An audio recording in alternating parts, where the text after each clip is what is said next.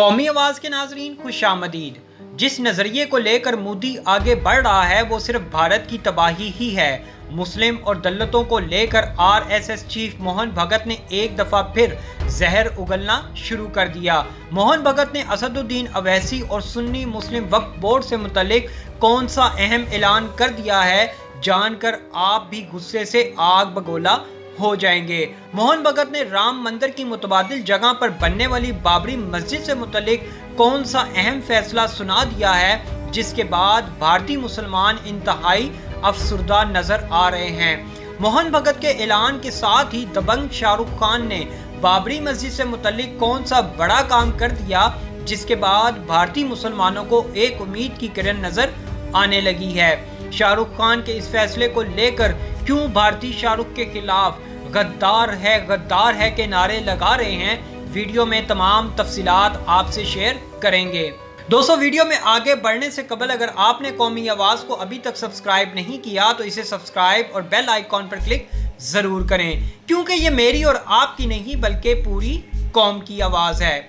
इंतहा पसंद जमात आरएसएस के चीफ मोहन भगत ने कुछ अरसा कबल अपने एक इंटरव्यू में ये वाज़ेह किया था कि अगर राम मंदिर की तामीर इसी जगह पर नहीं हुई तो हिंदुस्तानी तहजीब की जड़ कट जाएगी। बस फिर क्या था, आरएसएस का चेला मोदी तो आपे से बाहर हो गया और उसने इंसानी हकूक की तमाम हदें पार करते हुए बाबरी मस्जिद की जगह राम मंदिर का संगे बुनियाद रखने की ठान ली थी और भारतीय सुप्रीम कोर्ट से बाबरी मस्जिद की जगह राम मंदिर की तामीर का फैसला करवा लिया। लेकिन दोस्तों, यहाँ ब्रेकिंग न्यूज आपके साथ शेयर करता चलूं। सुप्रीम कोर्ट के अहकामात के मुताबिक राम मंदिर की जगह बाबरी मस्जिद की अयोध्या में ही किसी और जगह 5 एकड़ की जमीन पर मस्जिद बनाने के अहकामात जारी किए थे। लेकिन अब इंतहा पसंद जमात के सरगना मोहन भगत ने ऐसा ऐलान कर दिया जिसके बाद पूरे भारत में मुसलमान इस वक्त आग बगोला हैं। उन्होंने भारतीय मुसलमानों और सुन्नी मुस्लिम वक्फ बोर्ड को दो टोक अल्फाज में धमकी देते हुए कहा कि अगर अयोध्या या भारत में किसी भी जगह बाबर यानी बाबरी मस्जिद के नाम से अगर मस्जिद बनाने की कोशिश की गई तो उसका हाल भी वही करेंगे जो मौजूदा बाबरी मस्जिद का हमने किया है। दोस्तों, आरएसएस चीफ के इस बयान के बाद पूरे भारत में कोहराम मचा हुआ है। आपको याद होगा असदुद्दीन अवैसी ने अपने एक बयान में कहा था कि बाबरी मस्जिद इस जगह है और रहेगी, जिसके जवाब में आज मोहन भगत ने असदुद्दीन अवैसी समेत भारतीय मुसलमानों को तंबीह की है कि अब भारत में बाबरी मस्जिद के नाम से मस्जिद बनाने का सोचें भी ना। सोशल मीडिया पर आरएसएस के सरबराह मोहन भगत के नाम से एक पोस्ट वायरल हुई जिसमें दावा किया गया कि आरएसएस सरबराह मोहन भगत ने मुसलमानों और पसमानदा तबकात के खिलाफ बयान दिया है।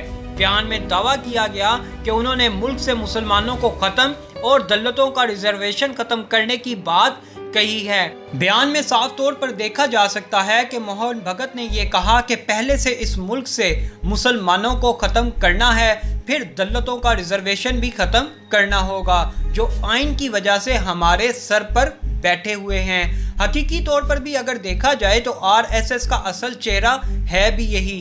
दिफाई मुबस्सरीन का कहना है कि मोदी एक इंतहा पसंद शख्स है जो सेकुलर भारत की शनाख्त के लिए एक खतरा है। मोदी ने जो इस वक्त गांधी के मुल्क में आग लगाई हुई है उसकी मिसाल माजी में नहीं मिलती। दूसरी बड़ी खबर के मुताबिक शाहरुख खान जो हमेशा से मुसलमानों के लिए सॉफ्ट कॉर्नर रखते हैं, बाबरी मस्जिद की जगह राम मंदिर के संगे बुनियाद पर मोदी और इंतहा पसंद भारतीय जमात के खिलाफ तो नहीं बोल सके, अलबत्ता उन्होंने मुसलमानों के जख्मों पर मरहम पट्टी रखते हुए खुफिया तौर पर बाबरी मस्जिद की तामीर के लिए 5 करोड़ रुपए की रकम सुन्नी वक्फ बोर्ड के हवाले कर दी है, जिसके बाद खबर लीक होते ही भारतीय इंतहा पसंद गुंडे तो आपे से बाहर हो गए और शाहरुख खान के घर का घेराव कर लिया।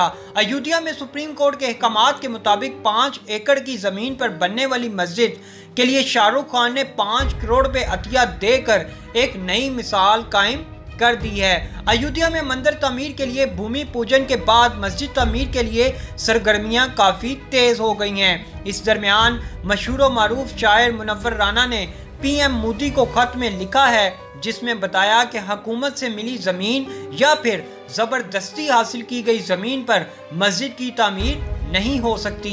साथ ही उन्होंने खत में ये भी लिखा कि अयोध्या में मस्जिद तामीर के लिए जो जमीन बनी है वहां कोई अस्पताल कायम कर दिया जाए और मस्जिद के लिए भारतीय मुसलमानों को हिंदुओं की जमीन की भीख नहीं चाहिए, इसलिए हम खुद बंदोबस्त कर सकते हैं। मोदी के देश में इस वक्त हिंदू राज चल रहा है। मुसलमानों से इस हद तक नफरत फैला दी गई है कि मोदी के गुंडे आते जाते मुसलमानों को जय श्री राम के नारे लगाने पर मजबूर कर रहे हैं। भारत में इंतहा पसंद हिंदुओं ने मोदी जिंदाबाद और जय श्री राम का नारा ना लगाने की पादाश में 52 साल रिक्शा ड्राइवर की दुर्गत बना डाली।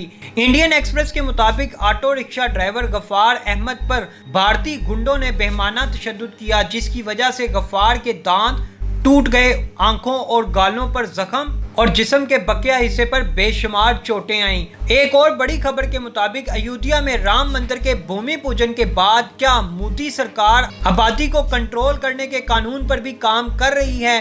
क्या हुकूमत पार्लियामेंट के आइंदा इजलास में आबादी पर काबू पाने के लिए बिल ला सकती है? क्या यकसा सिविल कोड की भी तैयारी है? ये सवालात इसलिए पैदा हुए हैं कि बीजेपी के राज्यसभा मेंबर अनिल अग्रवाल ने वजीर आजम मोदी को खत लिखकर आबादी कंट्रोल करने के लिए पार्लियामेंट से बिल पास करवाने की अपील की है। उन्होंने वजीर आजम मोदी से गुजारिश की कि 15 अगस्त को यौम आज़ादी के मौके पर वो शहरियों को आबादी पर काबू पाने के बारे में आगाह करें और आइंदा पार्लियामेंट इजलास में कौमी मफाद में आबादी कंट्रोल बिल को भी मंजूर करवाया जाए।